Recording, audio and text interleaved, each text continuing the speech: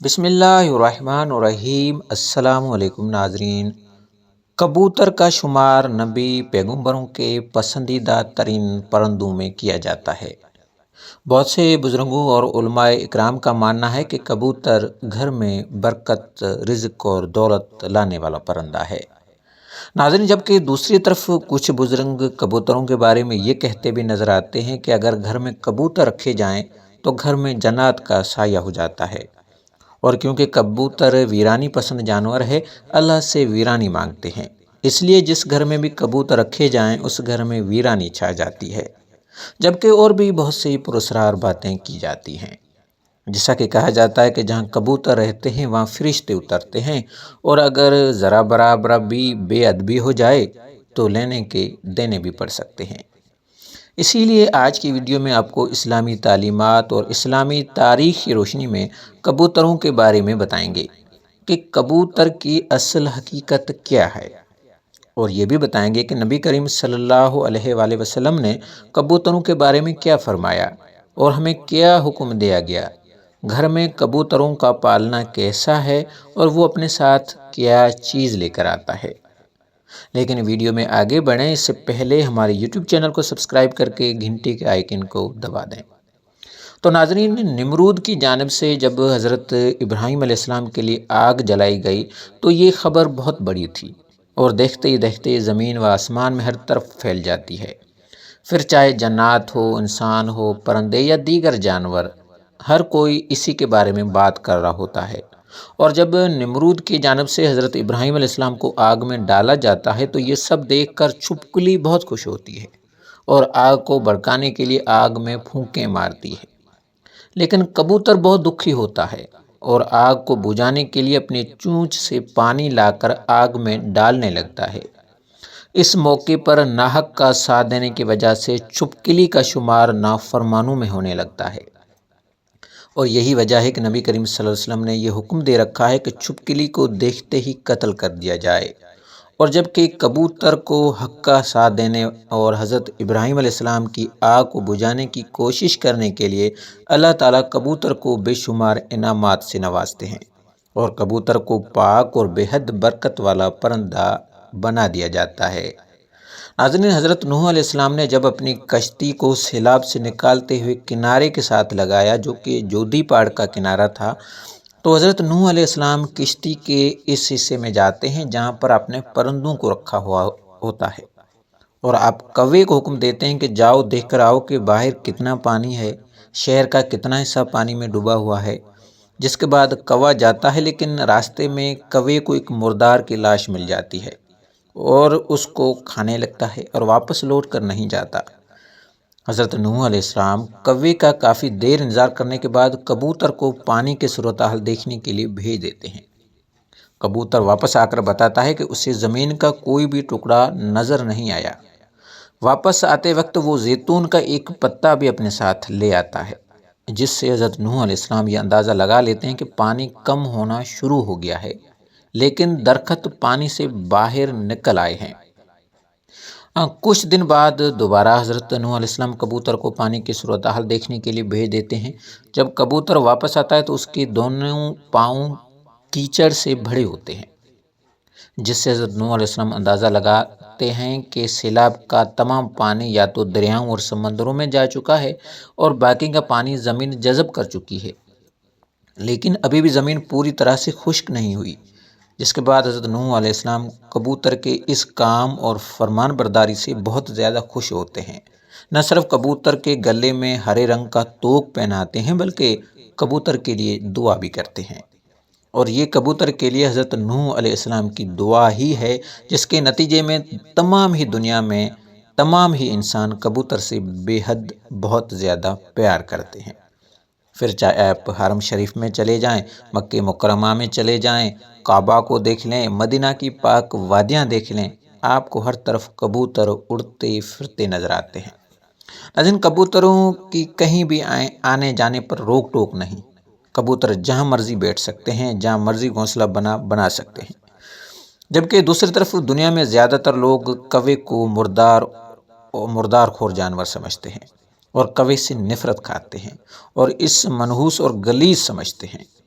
بہت سے لوگ یہ سوال پوچھتے ہیں کہ کیا گھر کے اندر پرندوں کو رکھا جا سکتا ہے؟ پرندوں کو رکھنا حلال ہے یا حرام؟ حضور پاک صلی اللہ علیہ وسلم کے ایک صحابی حضرت ابو عمیر رضی اللہ تعالیٰ عنہ نے ایک پرندہ پالا ہوا تھا۔ حضور پاک صلی اللہ علیہ وسلم جب بھی ان کے گھر تشریف لے جایا کرتے تو ان سے پوچھا کرتے تھے کہ اے ابو عمیر، پرندے نے کیا کیا؟ اس واقعے سے ہمیں یہ چیز پتہ چل جاتی ہے کہ نہ صرف گھروں میں پرندے پالے جا سکتے ہیں بلکہ گھروں میں پرندے پالنا بہت ہی برکت والا عمل ہے، کیونکہ اگر گھر میں پرندے پالنے کے حوالے سے ذرا برابر بھی ممانعت ہوتی یا یہ برکت والا عمل نہ ہوتا تو آپ صلی اللہ علیہ وسلم خود اپنے صحابہ کو اس سے منع فرما دیتے۔ لیکن علماء کرام کا یہاں یہ بھی کہنا ہے کہ آپ اسی وقت گھر میں پرندوں کو پال سکتے ہیں جب آپ ان کے کھانے پینے کا مکمل خیال رکھ سکتے ہوں، سردی گرمی اور دیگر معاملات سے ان کی حفاظت کر سکتے ہوں، کیونکہ جب آپ کوئی بھی پرندہ گھر میں پال لیتے ہیں تو وہ مکمل طور پر آپ کی ذمہ داری ہو جاتا ہے۔ اب اگر آپ اس پرندے کا ٹھیک طرح سے خیال رکھتے ہیں تو اس پر آپ کو ثواب ملتا ہے، لیکن اگر آپ کی کسی کوتاہی کی وجہ سے پرندے کو ذرا برابر بھی تکلیف پہنچتی ہے تو اس پر آپ کو بہت زیادہ گناہ بھی ملتا ہے، یہاں تک کہ پرندے کا ٹھیک سے خیال نہ رکھنے کی وجہ سے آپ کی پکڑ تک ہو سکتی ہے۔ اس لیے علماء کرام کا کہنا ہے کہ آپ اگر گھر پر تمامی قسم کے پرندے پال سکتے ہیں جس میں کبوتر بھی شامل ہے، لیکن اسی صورت میں جب آپ ان کے کھانے پینے اور دیگر معاملات کا مکمل طور پر خیال رکھ سکتے ہوں۔ جس طرح نبی کریم صلی اللہ علیہ وسلم کو جانوروں میں بلیاں بےحد پسند تھی، اسی طرح آپ پرندوں میں کبوتروں کو بےحد پسند فرماتے تھے اور ان سے پیار کرتے تھے۔ ناظرین، جہاں ہم کبوتروں کی فضیلت اور برکت کے بارے میں اتنی ساری احادیث اور روایات ملتی ہیں، وہاں دوسری طرف آپ کو کبوتروں کے بارے میں کچھ بہت ہی پراسرار اور کچھ عجیب قسم کی باتیں سننے کو بھی مل جاتی ہیں، جیسا کہ کچھ لوگ آپ کو کہتے نظر آ جاتے ہیں کہ گھر میں کبوتر نہیں پالنے چاہیے، کیونکہ کبوتر ایک ایسا پرندہ ہے جو کہ تنہائی کو پسند کرتا ہے، اس لیے گھر میں کبوتر نہیں رکھنے چاہیے کیونکہ وہ گھر میں تنہائی اور ویرانی مانگتے ہیں۔ اسی طرح کچھ لوگ کبوتروں کے بارے میں یہ بھی کہتے ہیں کہ کبوتر گھر میں رکھنے سے گھر میں اسیب آ جاتا ہے اور جنات کا سایہ ہو جاتا ہے۔ اسی طرح بعض لوگ تو یہاں تک بھی کہہ دیتے ہیں کیونکہ کبوتر ایک مقدس جانور ہے، اس لیے کبوتروں کے اوپر فرشتے اترتے ہیں اور اگر اسی میں کوئی بے ادبی ہو جائے تو لینے کے دینے بھی پڑ سکتے ہیں۔ لیکن پیارے بہن بھائیوں، مسلمان ہونے کے ناطے ہمیں اسلامی تعلیمات کی جانب دیکھنا چاہیے۔ اسلامی تعلیمات کی روشنی میں ہمیں پتہ چلتا ہے کہ کبوتر ایک نہایت مبارک پرندہ ہے جس کو اگر آپ گھر میں ٹھیک طریقے سے رکھتے ہیں تو آپ کے گھر میں برکت آتی ہے۔ کبوتر ہر صبح اپنے مالک کے لیے دعا کرتا ہے، یا اللہ، جس سے میرا مالک میرے کھانے پینے کا خیال رکھتا ہے، یا اللہ تو ہر ایک کا مالک ہے، اس کے رزق میں کمی مت آنے دے۔ لازم کبوتر کا شمار ان پرندوں میں ہوتا ہے جو صبح اذان کے وقت بہت زیادہ اللہ کی عبادت کرتے ہیں۔ اگر آپ غور سے سنیں تو آپ کو ایسا محسوس ہوگا کہ کبوتر کہہ رہا ہوتا ہے کہ اللہ گڈکو، اللہ گڈکو۔ ناظرین، بزرگوں کا کہنا ہے کہ ویسے تو تمامی پرندے، تمامی جانور صبح صبح اللہ تعالیٰ کی عبادت کرتے ہیں، لیکن کبوتر واحد ایسا پرندہ ہے جو جب اللہ تعالیٰ کا نام لیتا ہے، اللہ تعالیٰ کی عبادت کرتا ہے تو اس کی عبادت انسانی کان سمجھ پاتے ہیں۔ باقی بات رہی جنات اور فرشتوں کی، تو روایت کی روشنی میں ہمیں پتہ چلتا ہے کہ جس گھر میں کبوتر رکھے جاتے ہیں وہاں سے برے جنات بھاگ جاتے ہیں، لیکن جو اچھے اور مسلمان جنات ہوتے ہیں جو کہ انسانوں کو نقصان نہیں پہنچاتے، انسانوں کے لیے بے ضرر ہوتے ہیں، وہ رہتے ہیں۔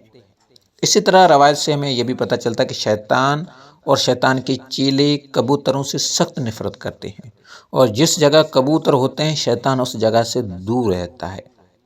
اور جب کبوتر کا کوئی پر ٹوٹ کر گرتا ہے تو شیطان کے چیلے وہاں سے چیخیں مار مار کر بھاگتے ہیں۔